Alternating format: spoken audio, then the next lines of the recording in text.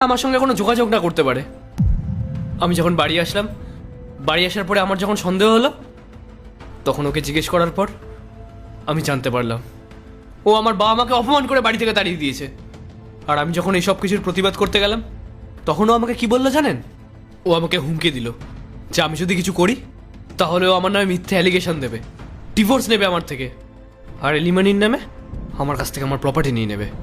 এরপর কি হলো সেইটা দেখার আগে এই দুইটা ছবির ভিতর থেকে যে কোনো একটা ছবিকে ভালোবেসে থাকলে ভিডিওতে লাইক করে চ্যানেলটি সাবস্ক্রাইব করে দাও। আর যদি না করো তাহলে আমি বুঝবো তোমরা ছবি দুইটাকে ভালোবাসো না। আর কমেন্টে লিখে দাও আমিন। তাই আমি সেদিনকে ওকে কিচ্ছু বলতে পারিনি। আমি শুধু সময়ের অপেক্ষায় ছিলাম।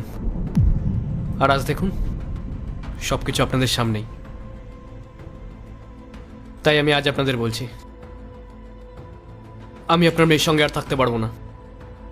যে আমার বাবা মা, আমার ভালোবাসা, এই সব কিছুর মর্যাদা দিতে পারেনি, সে ওনাদেরকে সম্মান করতে পারেনি, তার সাথে আমি থাকবো না। মা, আজকের পর থেকে আপনার মেয়ে আপনাদের সঙ্গেই থাকবে। জামাইবাবু,